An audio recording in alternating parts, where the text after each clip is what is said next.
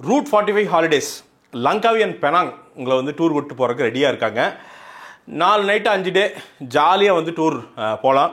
39,945 ரூபா per person. இதில் beauty என்ன அப்படின்னா, cook with Comali fame and Vijay அவங்களாம் கெமி அவங்களும் வந்து உங்களோட வந்து ட்ராவல் பண்ண போகிறாங்க. நீங்கள் உங்களோட ஸ்டோரிஸை உங்களோட எக்ஸ்பீரியன்ஸஸை அவங்க கூடயும் ஷேர் பண்ணிட்டு நீங்கள் ஜாலியாக இந்த ட்ரிப்பை வந்து உங்களால் வந்து என்ஜாய் பண்ண முடியும். ஈஸி இஎம்ஐஸும் வச்சுருக்கிறாங்க. அது போக வந்து பார்த்தீங்கன்னா நீங்கள் ஃபுட்டு, அந்த ப்ரைவேட் கேப் ட்ரான்ஸ்ஃபரு, இது எல்லாமே வந்து பார்த்தீங்கன்னா ஃப்ரீயாக பண்ணித்தராங்க. ரொம்ப சேஃப் அண்ட் செக்யூரான ஒரு கம்பெனி இது. ஒரு ஆண்டர்ப்ரனர், ஒரு யங் ஆண்டர்ப்ரனர், வளர்ந்து வரும் ஆண்டர்ப்ரனர் நடத்துக்கிற ஒரு கம்பெனி. ஸோ போங்க, கிட்டத்தட்ட 40,000 ரூபா தாங்க. 5 நாள் செம்ம ஃபன்னாக இருக்கும். என்ஜாய் பண்ணிவிட்டு மின்மினி. எனக்கு ஹலிதாகிட்ட ரொம்ப பிடிச்சது என்னென்னா அந்த எக்ஸ்பெரிமெண்டேஷன், அந்த அது பண்ணுற அந்த ஸ்பிரிட் தான். ஒரு மாதிரி ஒரு நொமேட் மாதிரி ஜாலியாக மனிதர்களை பயங்கரமாக ரசிப்பாங்க. எனக்கு எப்படின்னா, அவங்க இந்த மதம், ஜாதி, இந்த ஜாகிரஃபி அதெல்லாம் இல்லாமல் ஜென்ரலாகவே she likes to travel and நிறைய வாக்ஸ் ஆஃப் அந்த நீங்கள் அவங்க படங்கள் எல்லாமே பாருங்கள், நிறைய மக்களை வந்து பயங்கரமாக அவங்களோட எமோஷன்ஸு, மக்கள் நிறைய டைப்ஸ் ஆஃப் மக்களை வந்து எப்பவுமே எக்ஸ்ப்ளோர் பண்ணிகிட்டே இருப்பாங்க. ஸோ அந்த மாதிரியான எக்ஸ்பெரிமெண்டேஷன் இந்த படம் நிச்சயமாக ஒரு வகையில் பயங்கரமாக கிளாப்ஸ் தட்டணும். பயங்கர ஹாப்பியான விஷயம் என்னென்னா, 8-10 வருஷம் ஒரு படத்தை வெயிட் பண்ணி பசங்க வந்து வளர்கிறதுக்கு வெயிட் பண்ணி அதை எடுத்திருக்காங்க அப்படிங்கிறது இருக்குல்ல, அது வந்து விளையாட்டு கிடையாது. இன்றைக்கி இருக்கிற தமிழ் சினிமா சூழலெல்லாம் வந்து பார்த்திங்கன்னா உண்மையாக அந்த ப்ரொடியூசர்ஸ்க்கு வந்து வாழ்த்து சொல்லணும். இதெல்லாம் நம்புறது கஷ்டங்க. எல்லாம் இப்படி ஒருத்தர் வந்து, சார் ஒரு காப்படம் வந்து இந்த இப்போ எடுத்துடுறோம், அப்புறம் ஒரு 3/4 படம் வந்து சார் ஒரு 10 வருஷம் கழிச்சு எடுக்கிறேன் அப்படின்னு சொன்னால் தலை சுற்றிடும். 10 வருஷத்துக்குள்ளே நான் இருக்கேனா இல்லையே தெரியலையம்மா, என்னம்மா நீ இப்படி சொல்கிற அப்படின்னு இருப்பாங்க.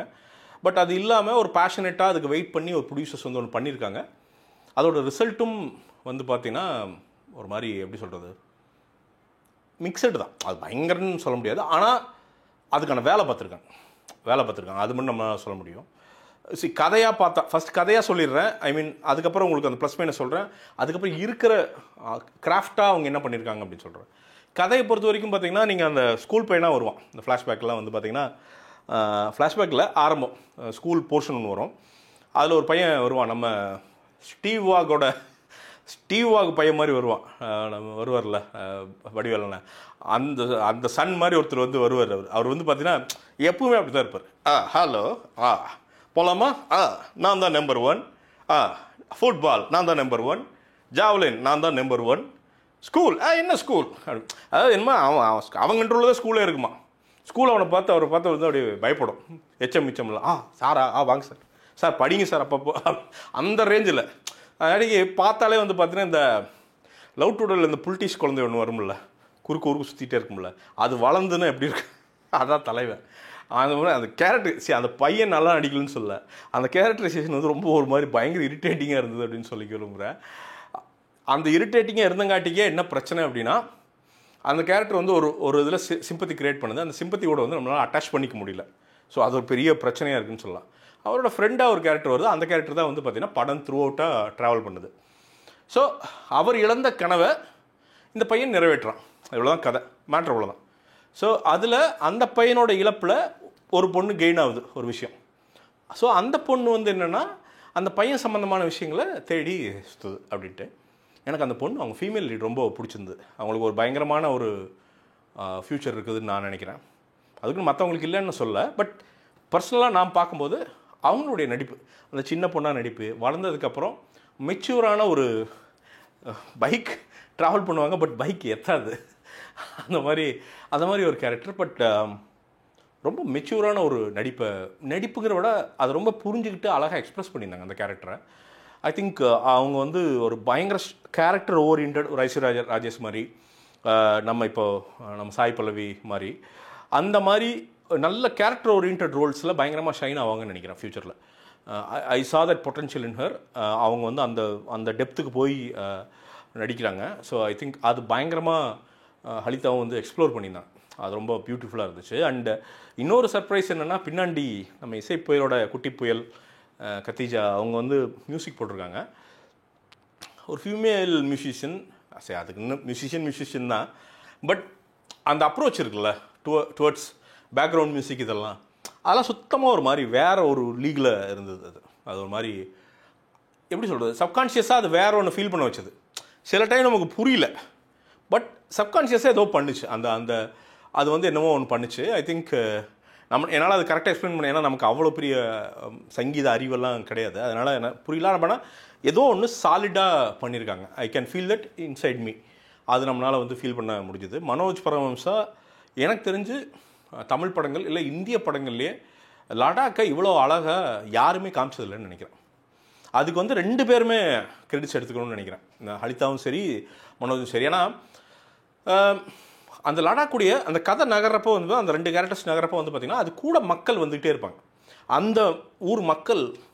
ஸோ அந்த லொக்கேஷன்ஸ் எல்லாம் வந்து பார்த்தீங்கன்னா அந்த மக்கள் இவங்க அப்படி அப்படி அப்படி கம்பைன் பண்ணி விட்டுருக்காங்க. அதுக்கு நிறைய ஒர்க் பண்ணியிருந்தால் மட்டும்தான் அதுக்கு முதல்ல பர்மிஷன் கிடைக்கிறதே கஷ்டங்க. பட் அதை தாண்டி உண்மையாக ஆத்மார்த்தமாக எக்ஸ்ப்ளோர் பண்ணி அவங்க கூட ஃப்ரெண்ட்ஷிப் பண்ணியிருந்தால் தான் அவங்களாம் ஃப்ரேமுக்கு வரக்குன்னு ஒத்துந்துருப்பாங்க. ஸோ அந்த வேலையை ஹலிதா பார்த்துருக்காங்க. It was beautiful. It was, திருப்பி சொல்கிறேன் தலைவா, என்னென்னா நம்ம இந்த ஃபஸ்ட் ஷோ ஜோரில் போகிறோம்ல, அவன் போனால் மண்டை காஞ்சிருவீங்க.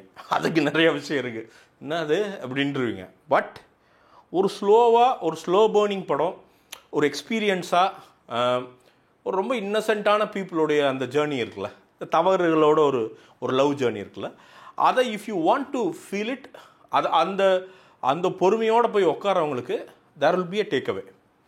அது நிச்சயமாக உள்ள ஒரு டேக்அவே இருக்கும். அதுக்கான சப்கான்ஷியஸாக இல்லை அதுக்கான பயங்கரமான ஒரு வேலையை வந்து அவங்க செஞ்சுருக்காங்க அப்படின்னு வந்து சொல்லலாம். ஒரு மாதிரி என்னமோ பண்ணி ஒரு மாதிரி காமிங்காக அவங்கள வந்து வெளியில் கொண்டு வரும். ஸோ ஐ திங்க் ரொம்ப பொறுமை உள்ளவங்க, ரொம்ப சினிமா ரசனைன்னு கூட இல்லைங்க, வாழ்க்கையை பற்றியான ஒரு ரசனை இருக்கிறவங்க இருக்காங்களா, அவங்க போய் பாருங்கள். ரொம்ப இந்த ஈக்குவேஷன் போட்டுக்கிட்டு போனீங்கன்னா கொஞ்சம் வந்து கடியாக இருந்தாலும் இருக்கிறதுக்கு வந்து வாய்ப்பு இருக்குது இந்த மின்மினி. ஆஸ் ஹோல் அதாங்க. நான் வந்து அந்த ஸ்கூல் போர்ஷன்லாம் அந்த பையன் அது மாதிரி நம்ம சாரா எந்த செய்யும் ஸ்டூடெண்ட்ஸ் அங்கே போகும், அவர் வந்து மலையாளியா? ஓ ஏயா, அதுக்கு தமிழ்லேயே பேசி நடிச்சிருக்கலாமேயா. சும்மா சந்திரம் போட்டு வச்சுட்டு அவர் வந்து மலையாளி ஆயிடுறாரு அவர். அது செம உச்சகட்ட காமெடியாக இருந்தது அந்த ரோல். அது வரல, அது நமக்கு வரல, அது விட்டுருக்கலாம் அதையா. ஸோ அது ஒரு உச்சகட்ட காமெடி அது. பட் அதர்வைஸ் கேரக்டர்ஸ் எல்லாமே வந்து பார்த்திங்கன்னா அதான் சொல்கிறேன், ஒரு மாதிரி எக்ஸ்ப்ளோர் பண்ணுவீங்க. நீங்கள் படத்துக்குள்ளே போய் பாருங்கள், யூ வில் எக்ஸ்ப்ளோர். நிறைய விஷயங்கள் சின்னதாக அந்த டிப்ரெஷன் பற்றி இதெல்லாம் நிறையா பேசியிருக்காங்க. இழந்த நட்பு, லவ், நிறைய விஷயங்கள் நாம் டக்குன்னு மெயின் ஸ்ட்ரீம் சினிமா வந்து மிஸ் ஆகிற விஷயங்கள்லாம் இருக்குல்ல, அது எல்லாத்தையுமே நின்று பொறுமையாக பேசியிருக்காங்க. ஸோ ஹலிதாவுக்கு அந்த எக்ஸ்பெரிமெண்ட்டுக்கு வாழ்த்துக்கள். பெரிய தைரியம் வேணுங்க இந்த மாதிரி படமெல்லாம் எடுக்கிறதுக்கு. ஏன்னா எல்லாமே கரியர் ஈக்குவேஷன் தான் இன்றைக்கி. எல்லாமே ஒரு டேரக்டர் அப்படின்னா அடுத்த படம் என்ன, அப்புறம் ரெவன்யூ, அதை தாண்டி போய் இல்லை ஒரு விஷயம் பண்ணுவோம் அப்படின்ட்டு உட்காந்து இந்த ஒர்க் இருக்குல்ல, அது வந்து it's very very tough. So அதற்கு வந்து மனமார்ந்த வாழ்த்துக்கள். ஃப்ரீயாக இருந்தால் போய் பாருங்கள், என்ஜாய் பண்ணுங்கள். By the way road south என்னுடைய பிராண்டு, நாங்களே மேனுஃபேக்சர் பண்ணுறோங்க. மேனுஃபேக்சர் பண்ணுறங்காட்டிக்கு மார்ஜின் கம்மி, குவாலிட்டி வந்து நல்லா தான் கொடுக்கணும்னு நினைக்கிறோம். Pant, T-shirt, polo T-shirt, shorts நிறையா இருக்குங்க. உள்ளே போய் பாருங்கள், இந்த கிளிக் பண்ணிங்கன்னா உள்ளே வரும். ரொம்ப நியாயமாக நல்ல விலைக்கு நல்ல பொருளை விற்கணும்னு பண்ணுறோம். முடிஞ்சால் சப்போர்ட் பண்ணுங்கள். மீண்டும் ஒரு விமர்சனம், முன்னோட்டம் இல்லாட்டி வீடியோடு உங்களை சந்திக்கிறேன். அதுவரை நன்றி, வணக்கம்.